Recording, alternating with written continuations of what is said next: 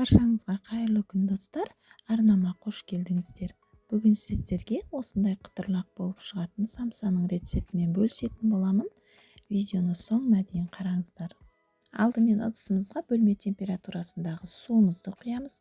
Оның үстіне жұмыртқа, одан соң бір ас қасық тұзымызды салып, барлығын жақсылап біркелкі болғанша араластырып алатын боламыз.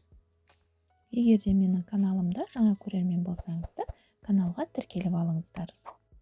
Алдын ала еленген ұнымызды енді осылай бөліктерге салып, қамырымызды илейтін боламыз. Мен қажетті заттардың барлығын описание бөліміне жазып қалдырамын, сол бойынша жасасаңыздар болады. Ұнымыздың тығыздығы әртүрлі болғандықтан осылай бөліп, қарап отырып, қамырымызды илейтін боламыз. Қамырымыз сәл қаттылау болуы керек. Мен өлшеп алған ұнымыздың барлығын қосып иледім. Илеуін қандырып илеп аламыз. Мінекей қамырымыздың қаттылығы осындай болады.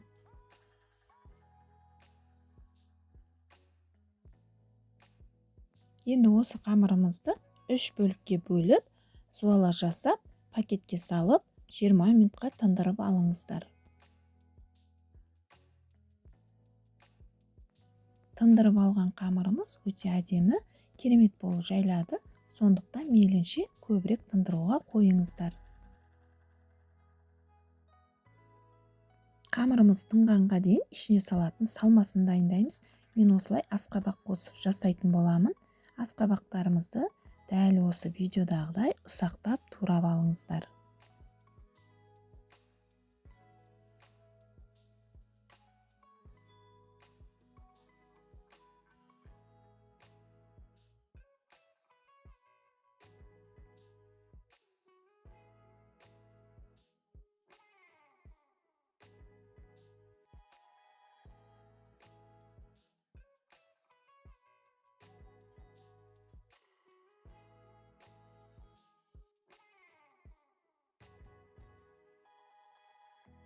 Пиязды да өте ұсақтап турап алуымыз керек. Егер де пияз турайтындарыңыз болса, сонда турап алсаңыздар болады. Мен осылай пышақпен майдалап турап шықтым. Пиязымыз өте ұсақ болса, самсамыз жұп-жұмсақ болып шығады.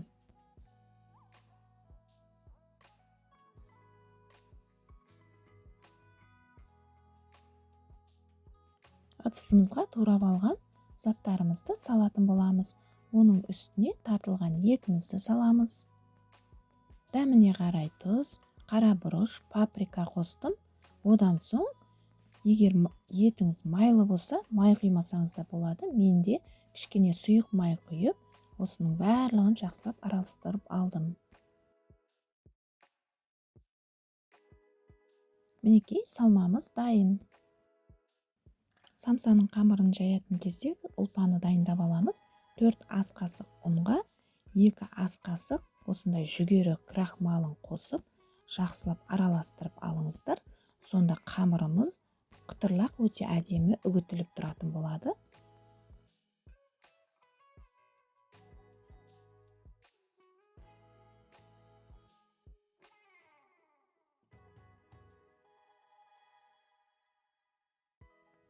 Мінекей ұлпамызды да дайындап алдық.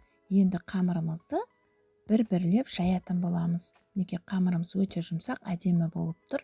Енді ұлпаны сеуіп, 5 бармақтың қамырын жайғандай қылып, қамырымызды дөп-дөңгелек етіп жайып алатын боламыз.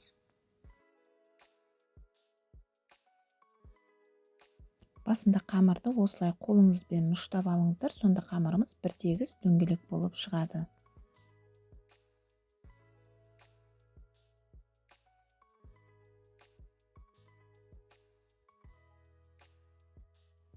Қамыр жайғанда шет-шеттерін басып жайыңыздар. Қамырды орап жайған кезде онша ауырлық салмай, қолымызбен осылай жайып алыңыздар. Сонда қамыр өте тегіс әдемі болып шығады.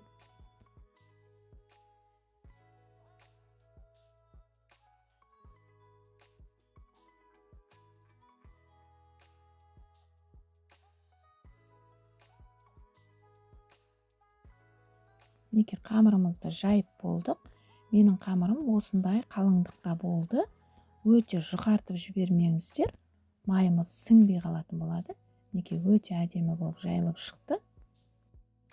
Қамырдың ортасына өз қалауларыңызша сармай қоссаңыздар болады. Егер сармай қосатын болсаңыздар, 82%-дан жоғары қосыңыздар. Мен осылай сұйық майға осындай тоң майды салатын боламын. Осыны жақсылап ертіп аламыз. Сөйтіп, қамырымыздың үстіне құйып, бір тегіс қылып жайып шығамыз.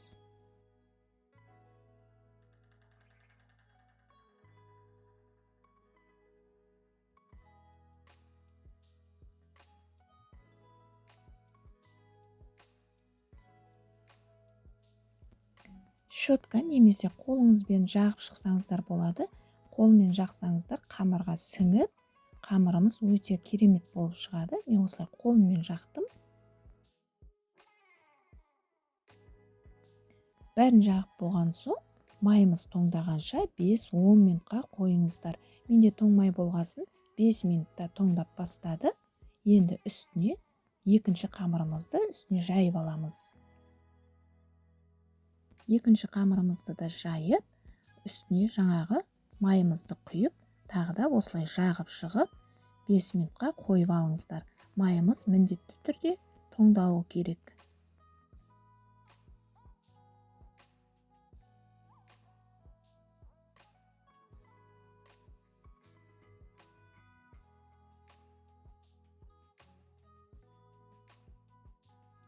Осылай көргенімізде майымыз тоңдап бастады. Енді үшінші қамырымызды әкеліп үстіне жаямыз. Тағы да үстіне майымызды құйып, тағы 5 минутқа қойып алыңыздар. Одан соң қамырымызды орайтын боламыз.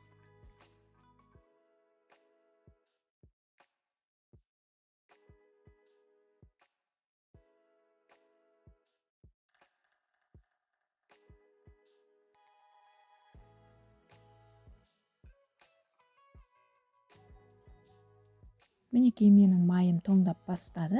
Енді қамырымызды осылай ортасында ауа қалдырмай тығыздап орап алыңыздар.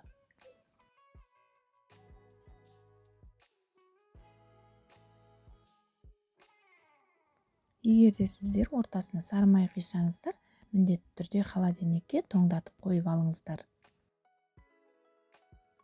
Мен тоңмай пайдаланғандықтан, менің қамырым осылай қатып бастады. Енді кесе берсек болады. Барлығын бірдей қылып кесіп алыңыздар. Мінекей ортасында әдемі болып шықты. Дәл осы рецептпен жасасаңыздар, 35 дана самса шығатын болады.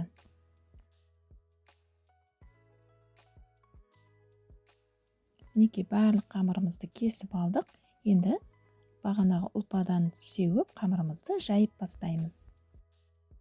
Қамырға оқтауды баса бермей, әдемілеп жайып шығыңыздар.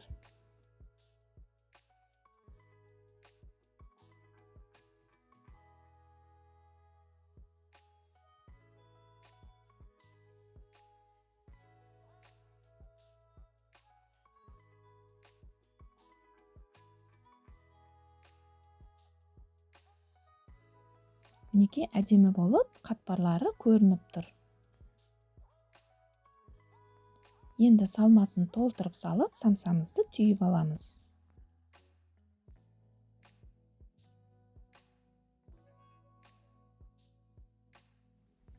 Шеттерін жақсылап басып алыңыздар. Әйтпесе, қамырымыз пісіп жатқан кезде ашылып кетуі мүмкін.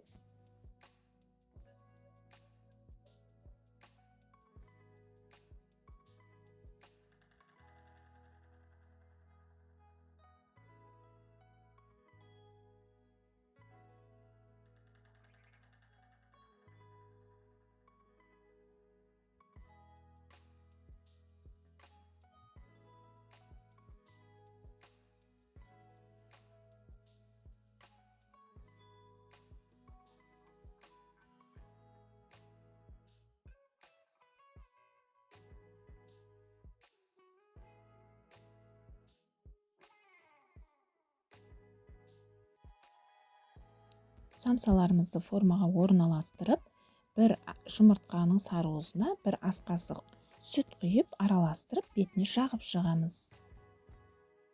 Қалауыңызша үстіне мак, күнжіт сепсеңіздер болады. Мен тек қана осылай пісіріп алатын боламын. Қызып тұрған пеште 180 градуста 20-25 минутта пісіріп алыңыздар. Мінекей самсаларымыз дайын болды. Міндетті түрде осы рецептпен жасап көріңіздер. Өте әдемі, жұп-жұмсақ, қытырлап шығады. Егер рецепт ұнаған болса, лайк басып, төменге өз пікірлеріңізді жазып, каналыма тіркеліп кетіңіздер.